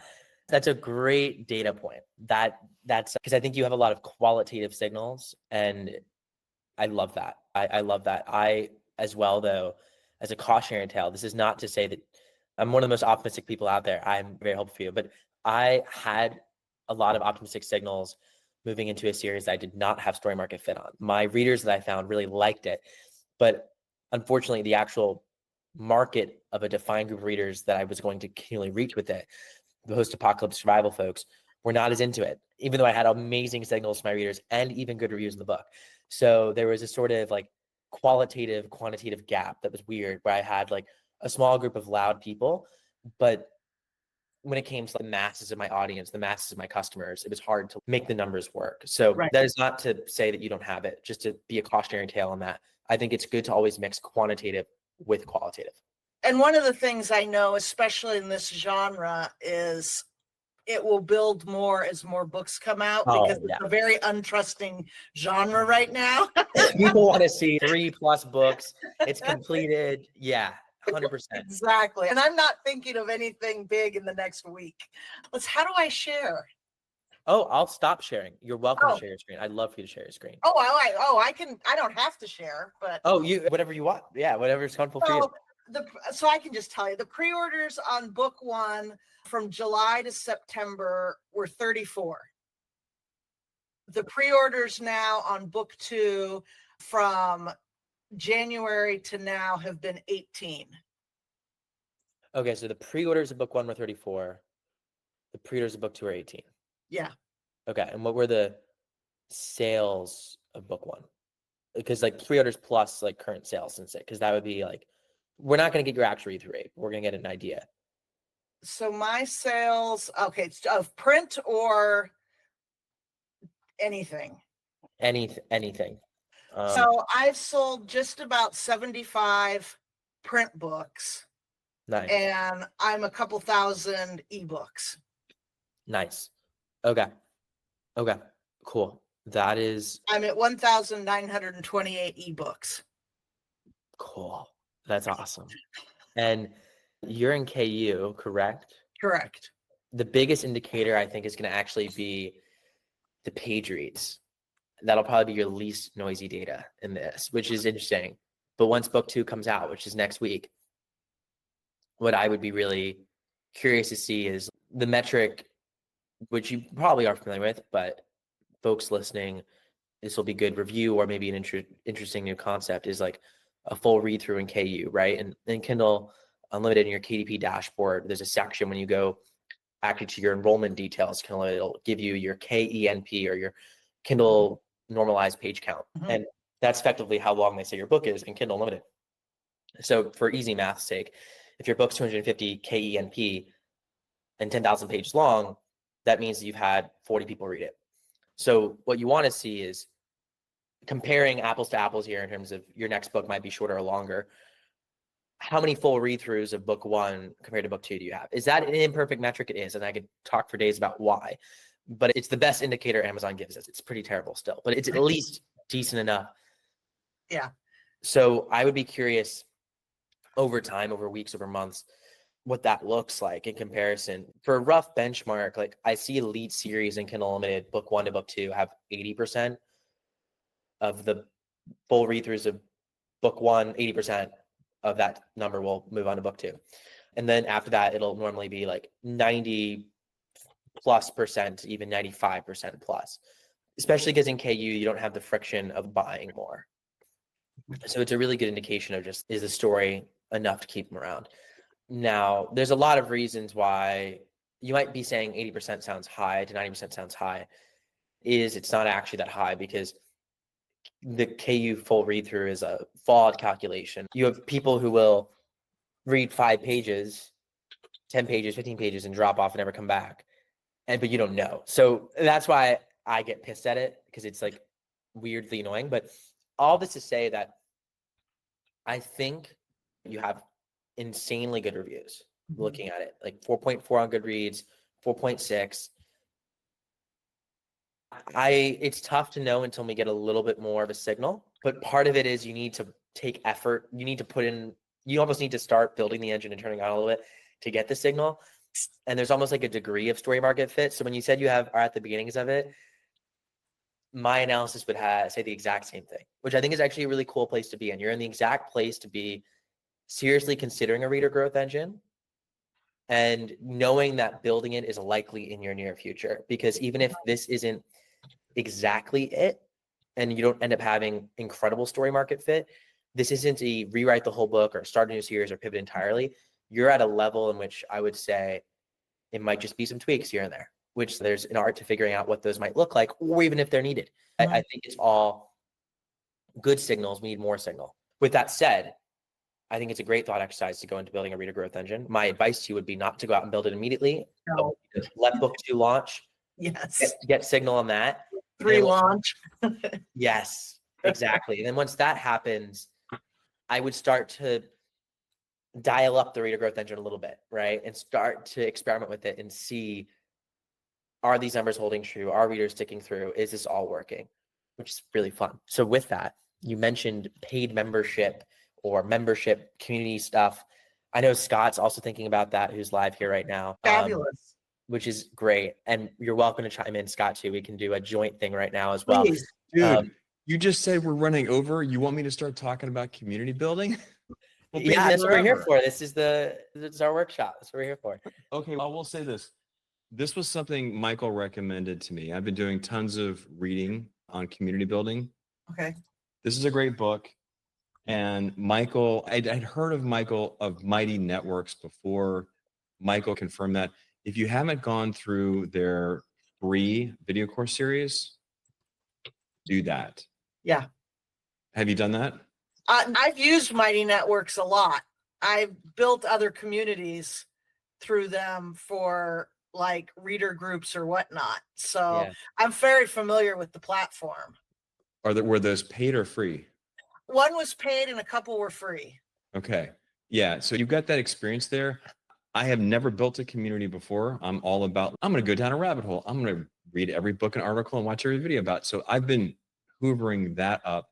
I would say if you haven't gone, even if you've used Mighty Networks, the video series is literally everything they've learned distilled down into very short, easy to digest videos, best practices. And it's, as Michael keeps reminding me, it's a lot less work in terms of content creation. I always want to do more content. And what I've realized between Michael and the research is it's not really about that. And so I'm going to share that in case that's not something it's not going to take a lot of work to launch it. It's going to take a lot of work to keep it going, but it's totally doable. It's totally doable. Yeah. Are those communities still going, Jocelyn? What was that? Are those communities still active? A couple of them have left the platform for various reasons. One of them moved over to Circle, and one is still on Mighty Networks. I'm just not involved with it anymore. Gotcha. It grew beyond the capacity I wanted to give it. So I was I stepped out because I wanted to be doing this thing. Cool. Very cool. What were you going to say, Michael? I didn't mean to interrupt you. No, I love it. I think the biggest thing when thinking about a growth engine is thinking about your CUNY design. And I like to think about a CUNY like a city. And the best cities have, I shouldn't say the best cities, that's not the right word. The fastest growing cities tend to have an industry or something they're known for. In the States, Los Angeles, which I'm here now, I'm actually about to see Scott in literally a couple hours in person, which is amazing. LA is known for entertainment. Also now, it's diversified a lot since then, all right? But it's a very diverse economy here. But entertainment certainly is still what it's known for, and it's what a lot of people come here for. You got San Francisco being tech, New York, finance. You have the cities, they have something. And even towns have their own version of an industry, whether that be a specific factory located there, a specific company, a specific distribution plant. All this to say, there needs to be a reason for readers to come to your city. Cities are really durable to build when you design it, but you want to design it for growth, because sometimes when we think of CUNY as a growth engine and then CUNY as a business model, they're slightly different. A membership, paid membership CUNY probably is more akin to a society or a speakeasy or a gym, or there's better real world proxies for paid membership, because you have this interest, you have this passion, and you want to be a part of this group for either status or some sort of transformation. But that group in and of itself tends to not, just like books, tends to not just naturally have millions of people coming to it organically, but ends up being the type of thing that you need to market and have a growth engine for. And the best growth engine for paid community is often free community, and free community can be a growth engine for your stories, for anything. So what makes a community designed for discovery or for customer acquisition? And I think there's 3 principles in it.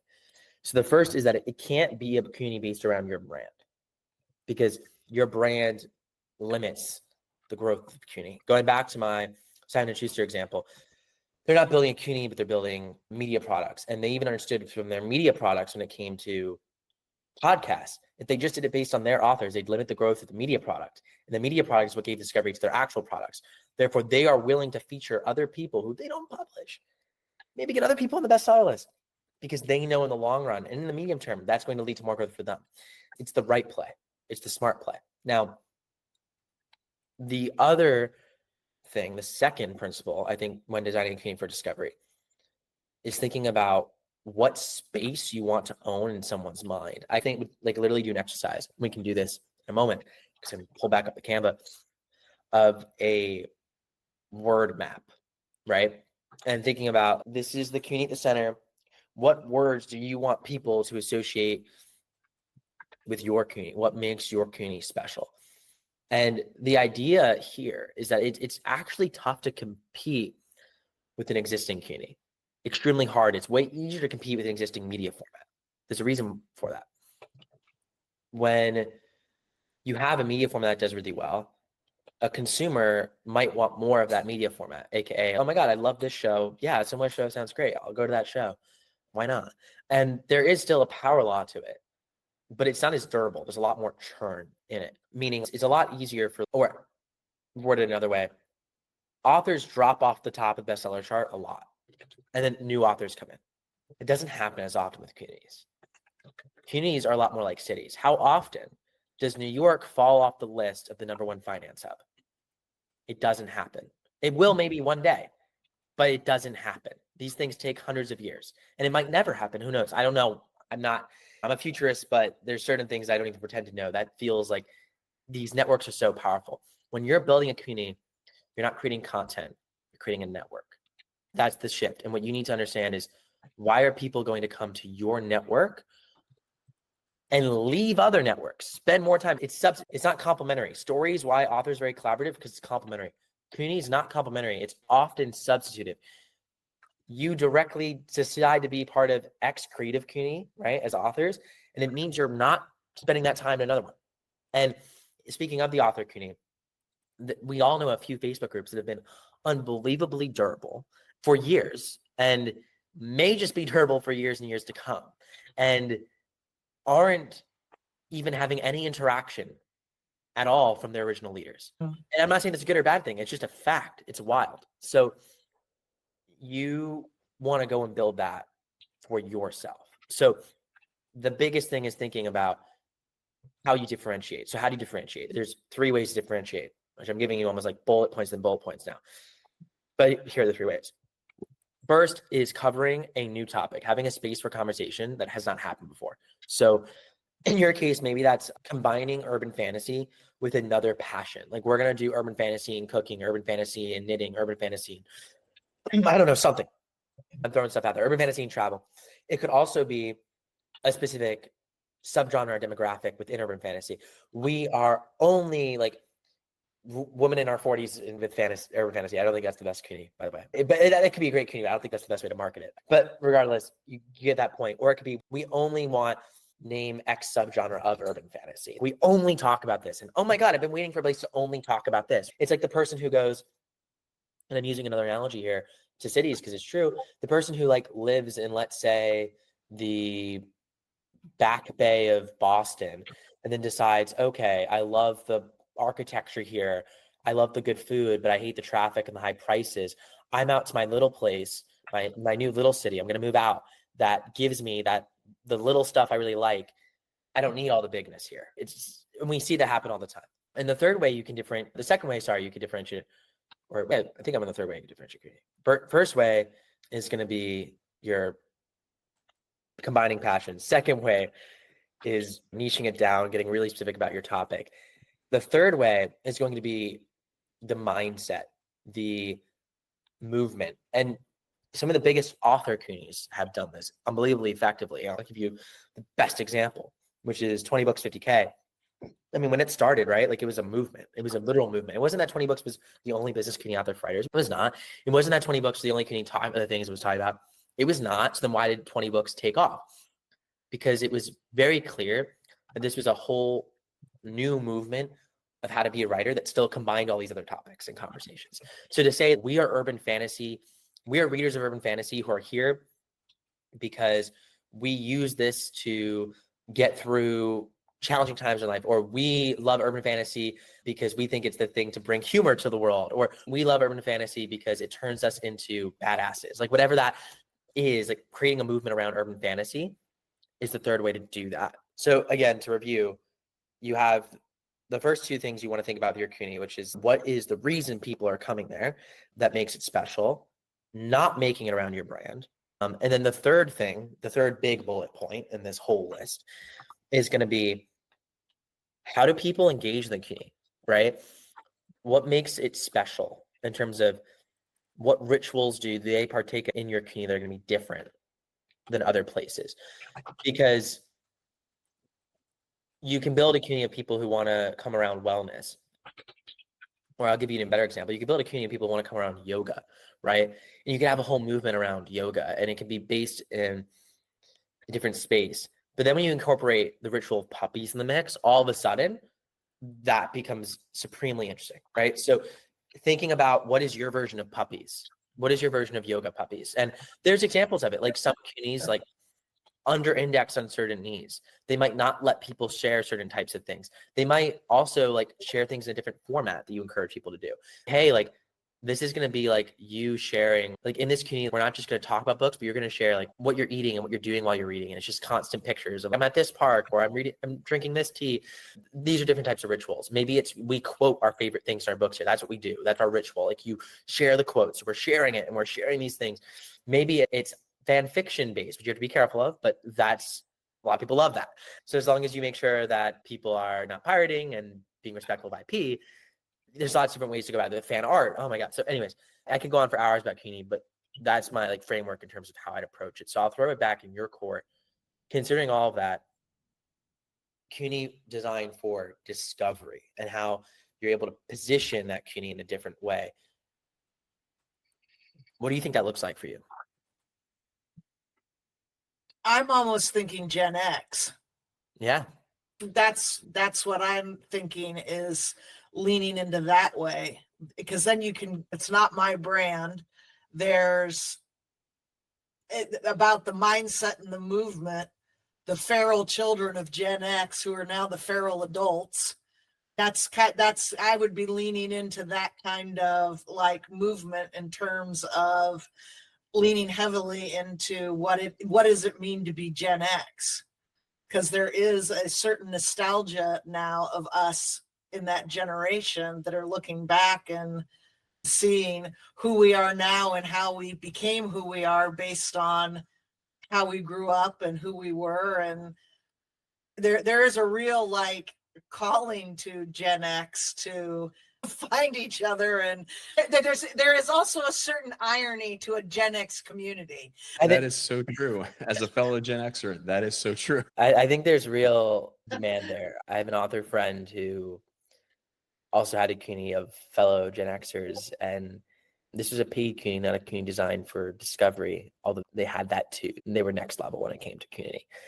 But needless to say, my point is they had about 10 or 12 women who were all recently divorced, Gen X, who really were struggling to make friends and had lost a lot of their world, their social life. So they came together through books online, ended up having these like hour wine chats. And that's what it was, like the ritual, right? Because I think you just really outlined like the sort of niche, like you niche it down in terms of, in this case, the who it's for, because it could be the who, it could be the why or the what. So you niche it down on the who. That was such a simpler way to explain that. I explained it the long way. There's 3 ways to niche down a community: who, what, or why. But regardless, you did the who. Then the first thing you did too is really important as well, which is that you've now made it for everyone, right? Not for everyone, but you've made it not just for people who read your books, but people who like urban fantasy and are Gen X. You accomplished steps 1 and 2. Now it's the ritual. Yeah, because I think a ritual could even be like the book club of the things we read. The original old school urban fantasy from the 80s and the 90s that is not paranormal romance, that is not paranormal women's fiction, because that's more to what I write to, is like that old almost horror urban fantasy before it got sparkly. Yeah. So I've thought a lot about that, as doing like, I mean, I've even thought of like the old urban fantasy podcast, the bringing the people around the old love of what urban fantasy originally, why we loved it when we were 20, what the things that Gen X has a very different urban fantasy. Yeah, our urban fantasy is very much more horror than the urban fantasy we know today. Oh, Jocelyn, yeah, no, it's great. Let me give you the challenge of this reader growth engine. Every reader growth engine has a challenge. Paid ads are really good for numbers geeks like me who like optimizing things, because you're going to dive in, and the challenge is how many steps the optimization can go wrong. Community is not really a numbers game from an optimization standpoint at all. You can throw out a lot of the advice I shared earlier because it's just not applicable to this growth engine. But there's one thing that's hyper applicable, or not hyper applicable, hyper important, which is that communities, when we talk about like any form of a network, it's messages. I'm sorry. So communities need what's called a node. And a node is essentially the minimum amount of people and interaction for the network to produce value. And people in networks often cluster around nodes. So you have to basically create a node. And then the node ideally actually self-perpetuates, which doesn't always happen. And it takes a while sometimes to get to the point where communities are self-sustaining. Like, that's a beautiful place to be in. So it's the actual tough part, so the tough part is actually marketing a community in the beginning, because communities are one of those things that like is really durable, because eventually you can step back, not even run it, have other people run it, and have it work everything for you. Like, communities are an incredible asset. Communities are one of the only things you can buy. Like, I would never buy a paid ad from someone. A paid ad is not an asset. Content and shows you can buy from people. I think they're remarkably difficult, because oftentimes if they're not participating in it, it loses all the value. Communities are hyper valuable. If I to acquire a community, like, would be an amazing business. So what you need to think about then are what are the communities that you can siphon people from in a respectful way. So, what podcast can you speak on? Where can you interact in? Where can you share yourself? Because that's where you're going to be able to grow. So you have to have that concerted strategy. And I actually love this reader growth engine for you because paid ads is a growth engine that can scale very quickly. It's high risk, high reward, literally. Right. Content also can scale quickly, but it also can go down quickly. Content's one of those that goes up and down, but can also be very durable. Typically, though, it takes longer to get started.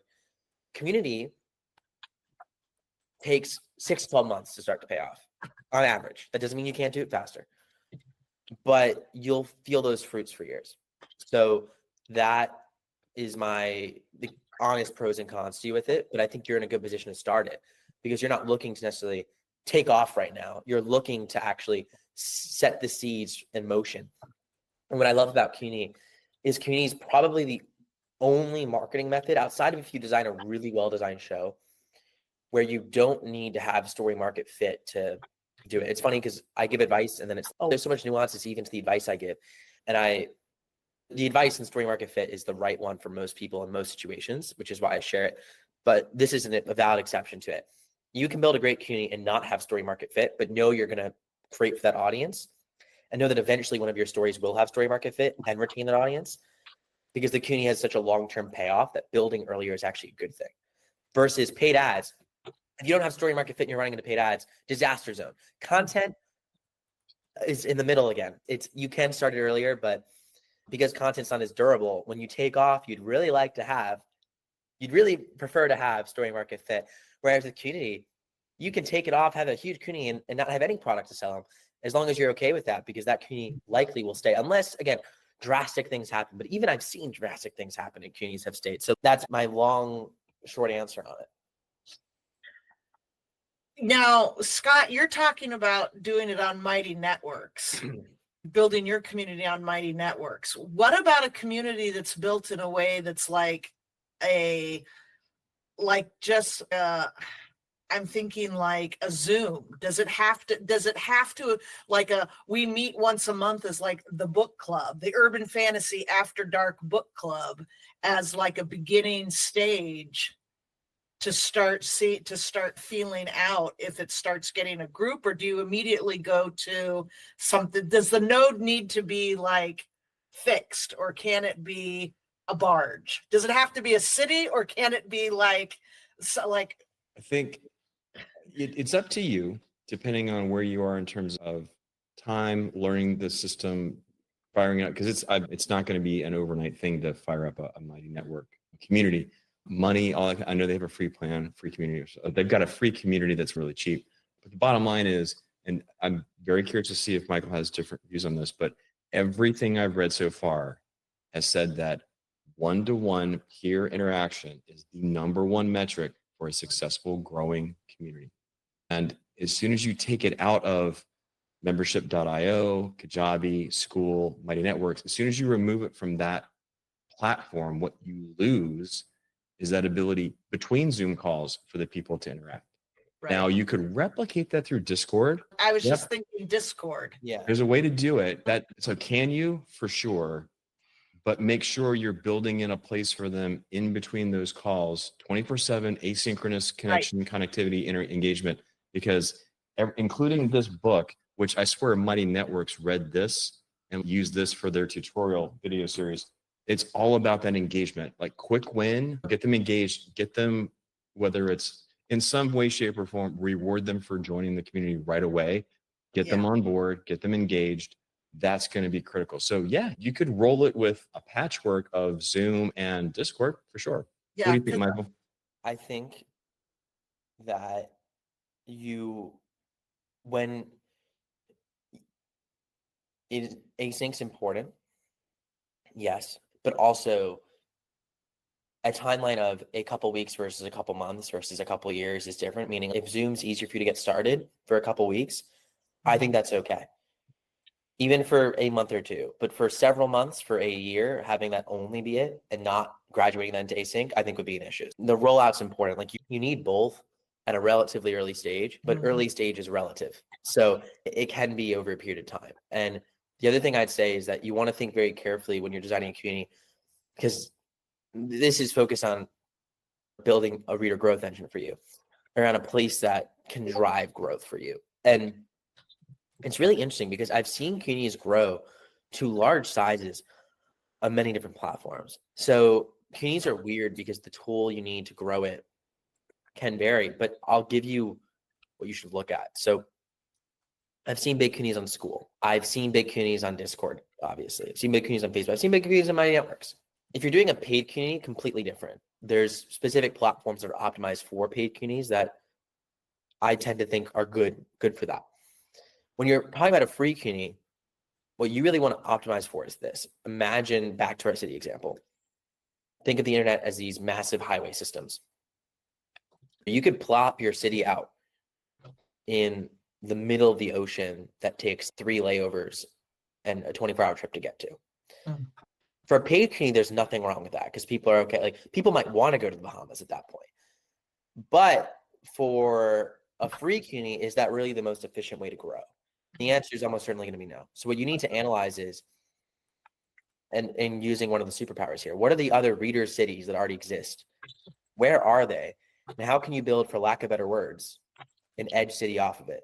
If you're not familiar with an edge city is, that would be the highway belt going around most our beautiful urban design in America, around the belt roads and the cities there. I think Tyson Corner in Washington, D.C. was the first one that, geographers and demographers noted. So all this to say that that would be the number one thing in terms of the tool that I'd look at when you're optimizing for discovery, for acquisition. My instincts for you, given that you're talking about probably creating for majority Gen X woman, is going to be Facebook. The downside of Facebook is it's not amazing at one-to-one connection. So what you're going to have to do is build out some channels, because Facebook has the channels feature now. And you're going to want to incorporate tools like Letter Loop that people can opt into. I think the Zoom calls will be an important actually connector in that. You can design things with Tally that are completely free, that people fill out forms, then automate things in the back end with Zapier that connect them over email. Again, all opt-in, because the most important thing about connecting people one-on-one is that they are okay with it. So there's nothing wrong with using Facebook as the discovery tool and then getting deeper within it, using a bunch of free automated tools to get people like deeper connected. So that's my instinct for you, but I would actually do the exercise of looking at the reader cities and seeing what's around, just based off of what you've told me. That's how I would approach it. Yeah. Which is weird. I'm suggesting a community on Facebook. I don't really like Facebook, but That's where the majority, all the research I have done on marketing is like, it's Facebook. there's one exception to it that Scott didn't bring up and that I didn't bring up yet that I want to bring up to folks who are listening that might be useful, which is a community platform called Discourse. It's technically free, but if you run it on your own server, but it's $100 a month otherwise, which isn't cheap, but I'll tell you why it's not that expensive either. Essentially, what I like about Discourse is it's really good as a SEO based forum. So the problem with Facebook, the problem with Discord, the problem with Mighty Next, the problem with all of them, 100% of them, is that the content's in a silo. So if your community members are going to be creating valuable content that people would want to discover in and of itself, creating a forum similar to K-boards, right, for folks who remember that can have immense value, because then you can actually leverage Google's highway, right, to grow what you're doing. So depending on, again, the rituals and the conversations that are going to take place, the tool that you use to build your community is different. So again, Facebook's probably my suggestion. If you start with Zoom and are going to figure out what those exact rituals are, then you could wait, because maybe Discourse is an option.